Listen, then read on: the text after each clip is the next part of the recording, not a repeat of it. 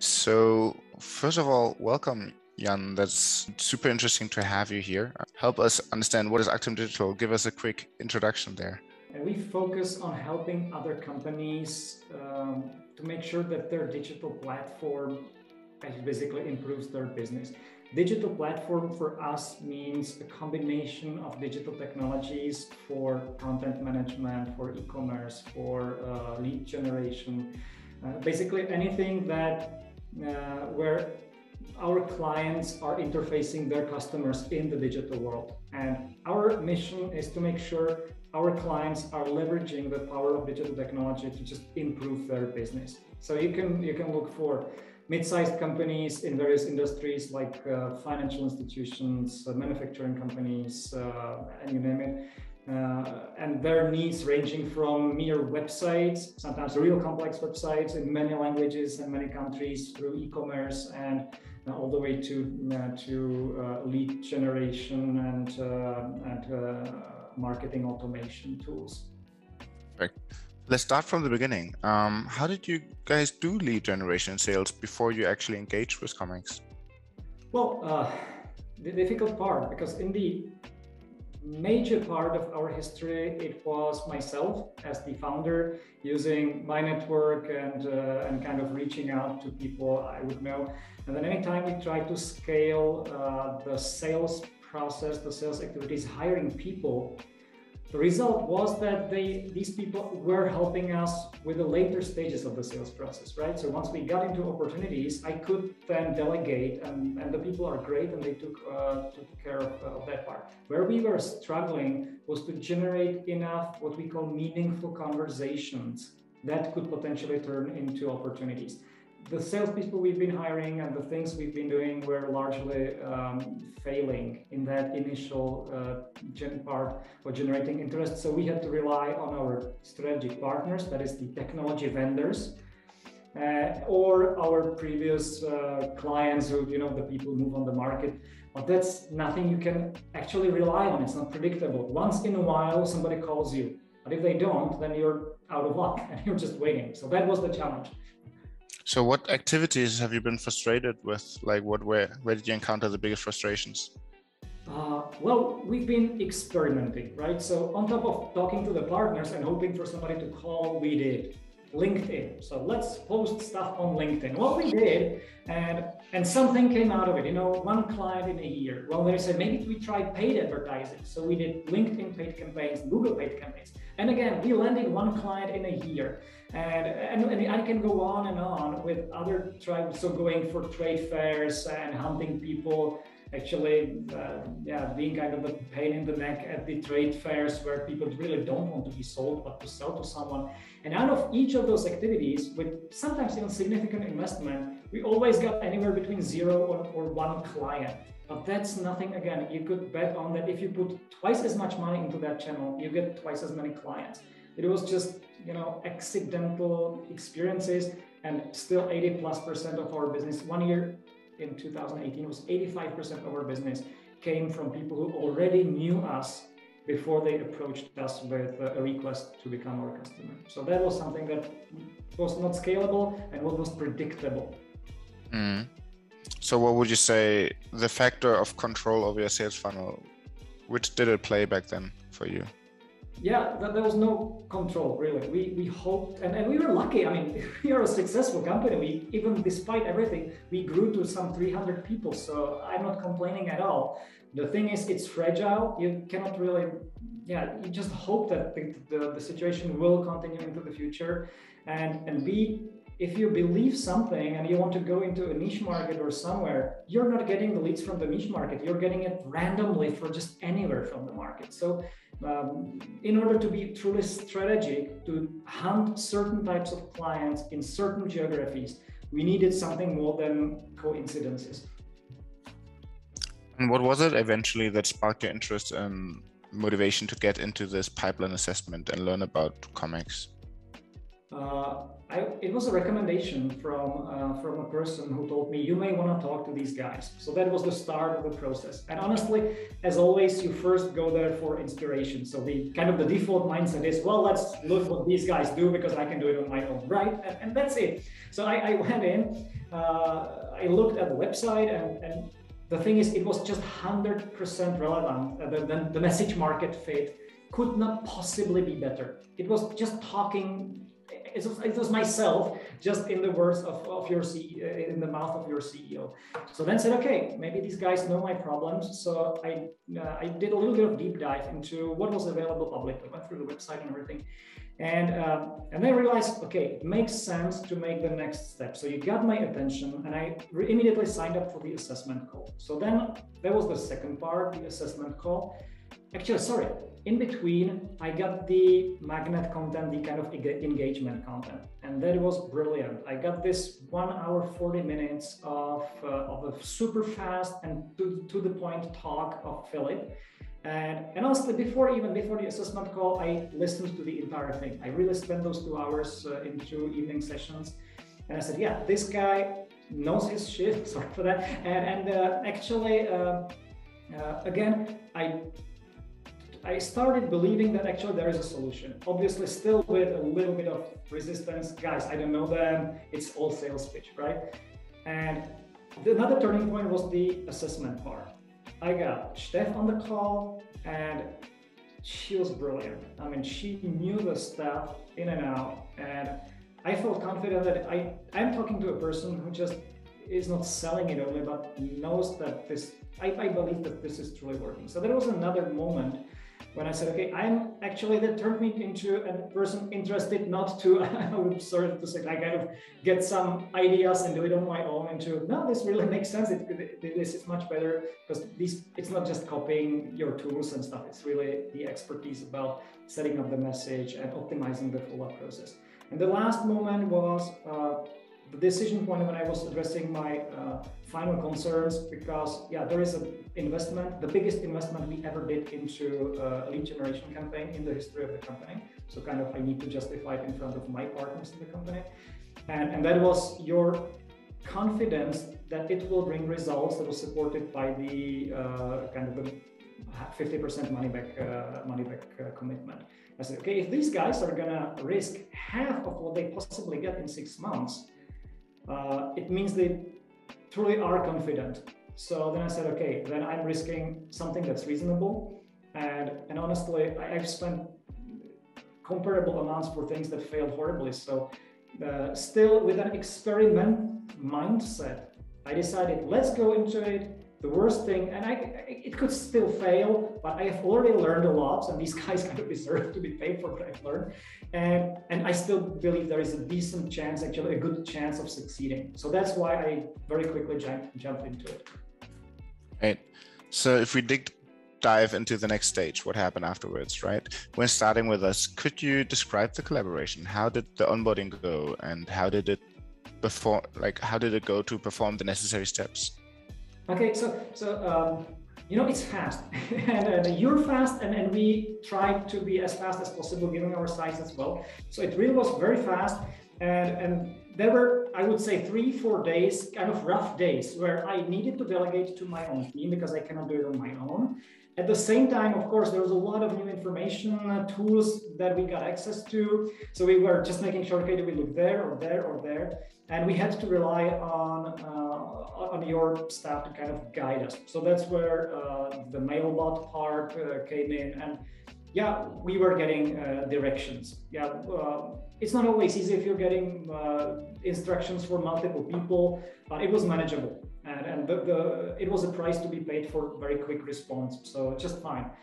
It went after a week. My person I assigned as a leader of this on our end, within a week he was up to speed, and more or less it was becoming business as usual. So that was, let's say, the initial, I would say, orientation or this moment.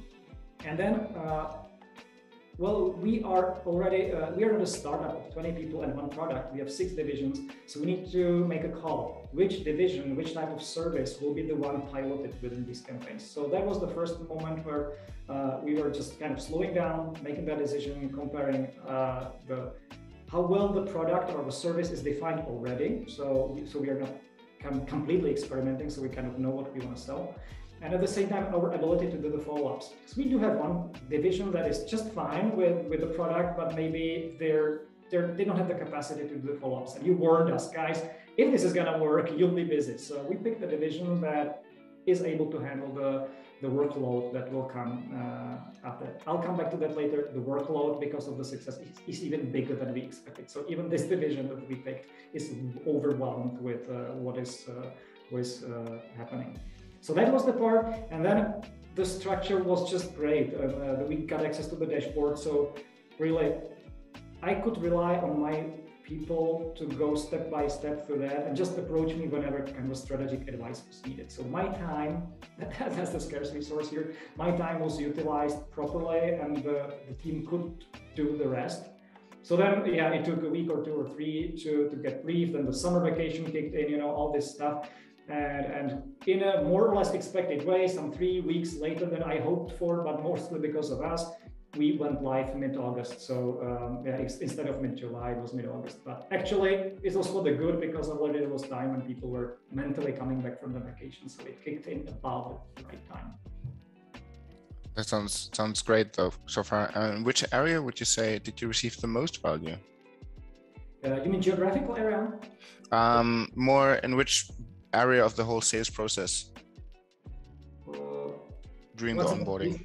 Let's try. So, in which area of the onboarding process? Was it the lead gen? Was it the onboarding? Was it the ICP exercise? So, which of these steps that you went throughout the whole value delivery from ComX that provided you at ACTUM the most value? Interestingly, it was the pressure to write down our go-to-market strategy. I mean, you would say, man, 250, 300 people, 15 million euros, you know your stuff, right? You know exactly what you're selling, to whom and everything. And I would always say, yes, sure we do. Come on, look around. But then you need to write it down in a structured way in the form that you provided. And then you realize, okay, but for instance, what are the buzzwords our clients use when just talking about the type of pains or services? What analogies they use when they describe the pain? And then I had to slow down and say, man, we just haven't done our homework properly, because yeah, we know the product, maybe the pain it's addressing, but we don't know the words, or we maybe know, but we never wrote them down, the words that they're using. That was extremely helpful. Because come on, the rest, I mean, I'm not by far saying it's easy, but it just follows from these insights. And the pressure to write them down and maybe fill in the gaps where we didn't know, that was very helpful. What would you say was the biggest difference in asking yourself the same question with ComX compared to asking it before? The thing is, we haven't asked those before. That's the difference. We were doing our best to get to the market. Absolutely. So we were trying to have the best LinkedIn posts or paid campaigns or the Google AdWords ads where we believed were optimized, but we just haven't been considering enough of inputs. We were always thinking about, like, let's say, what's the value generator? And we were trying to describe it in our best words instead of being much more in the shoes of the clients. And not only like their needs and pains, but as I said, the words, analogies, and examples that they are using to make sure we are talking about similar clients to them, to put in the names of companies that are very similar to the target. Before we were trying to kind of, make sure it's nice for everyone, maybe target an industry, but we didn't go as far as making sure we present cases that are from that industry already in the very initial conversations. So that was one of the differences. So you already teased us a little bit in the beginning with what kind of results you've achieved. So how would you describe the results with ComX? What has changed? The thing is, we've been the past, I would say 4 weeks, 5 weeks now. We've been in very many meaningful conversations. So those are conversations where clients, they don't feel pushed to talking to us because they don't want our service. They're really genuinely interested in what we might offer, and we are learning more and more about the market. So that's one part that is very valuable already. And the conversion, let's say, from emails sent into such meaningful conversations is, roughly speaking, double of our optimistic expectation. So we had pessimistic, optimistic, and we are at double of the optimistic. So that's why I'm saying we are overwhelmed with those. And I decided, and that's a recommendation for everyone, I decided to invest my own time in these initial conversations. For, let's say, those 3-4 weeks, it killed my calendar completely. I mean, sometimes I had 3 to 4 potential client meetings per day, not a week per day. We hoped for 3 per week, and I had 4 per day. It was so valuable because then, of course, I need to delegate, and that's a plan. And I now started delegating, and I'm no longer in these conversations. But being in them in the first place helped us understand tremendously what actually would be happening to the salespeople and optimize now with you and later. So that was the one initial impact that we saw. Honestly, the first very relevant conversation that now turned into opportunity that we are now already, there's a proposal and a ticket price of maybe 20-30K. That happened on day 3 of the campaign. Little bit. So we started Wednesday, and Friday we got this first interest that turned, after 2 meetings, into a proposal being presented to the client. And so that's one part. Out of all those conversations, there is much higher than expected conversion into real opportunities.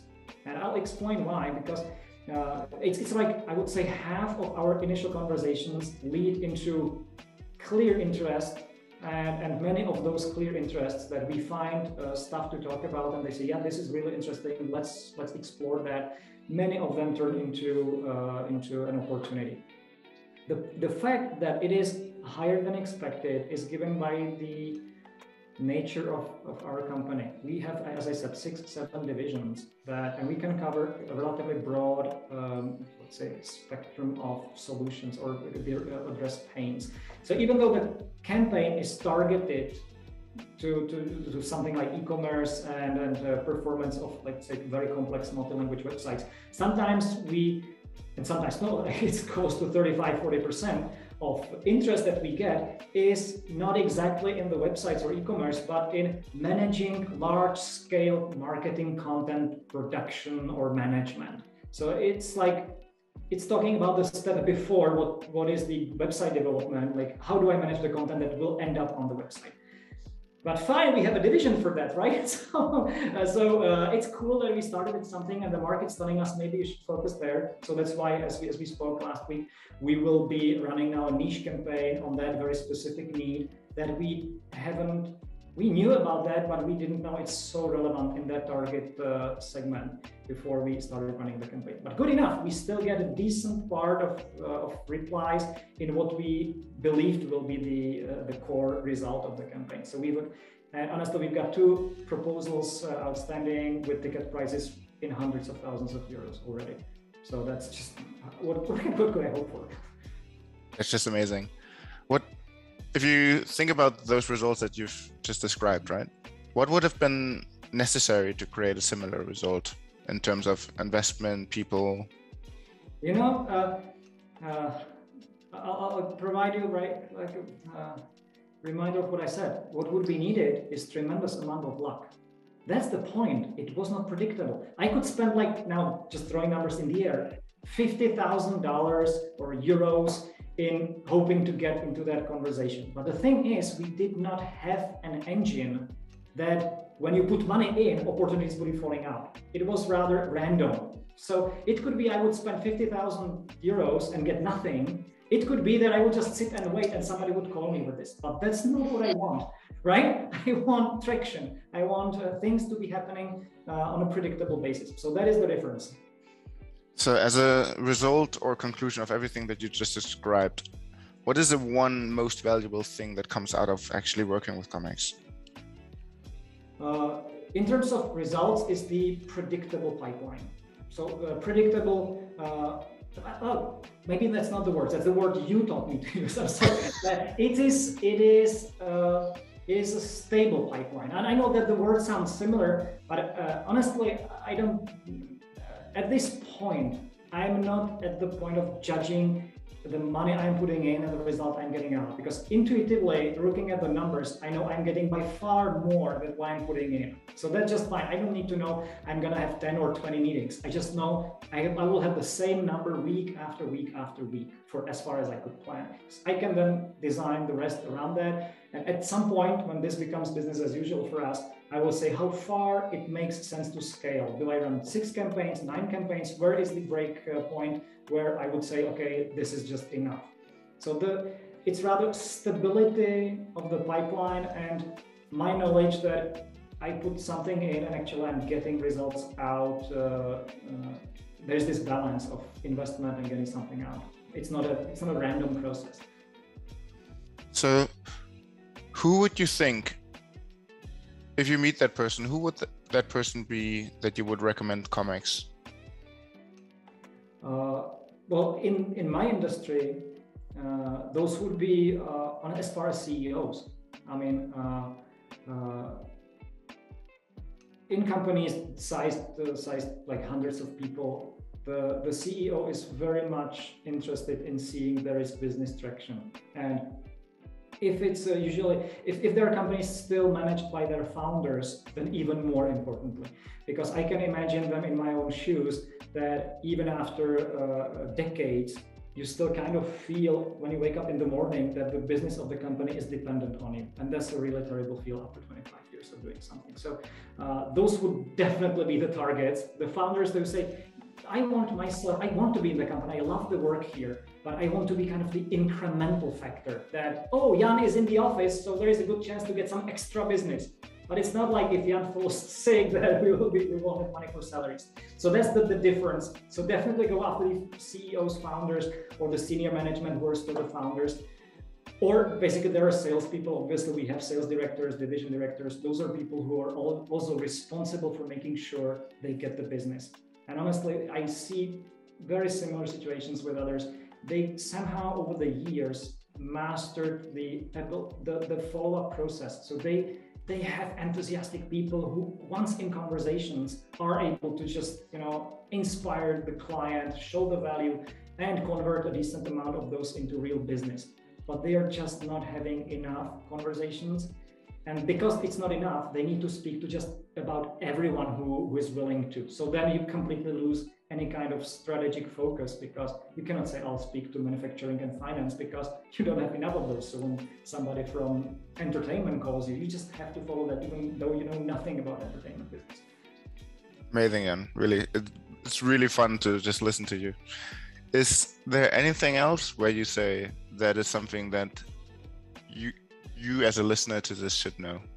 Yes, get ready for the storm. That's, please, just, I mean, it's the dream, of course, that you have more than you can handle, but get ready for that, because you'll need all the stuff that you speak about in those follow-up, in that what comes after the initial meeting, right? You need the magnet content. You need your process to assess opportunities, to really be able to focus on the most important ones. And since I come from the situation when this was not regarded at all, because from the few, we had to invest a lot of energy in all of them. And suddenly we have the luxury to choose, but we're not ready to choose. I mean, we choose now by intuition. We do follow-ups literally. My last 4 weeks was doing follow-ups until 2 a.m. in the morning. Simply because I am the type of person, I don't want to say, okay, this one doesn't look hot enough, so I just don't reply. I kind of want to reply to everyone. And at ComX, you do have that information available for clients. Somehow I just felt this will come later, right? So let's first make sure we have the message market fit and fix it, we get the traction, and only then I'll optimize the process. But in a week, I was in the middle of this storm and there was just no time to do all this. So yeah, if you believe it, get ready for and prepare your content, your process, your people for the follow-up.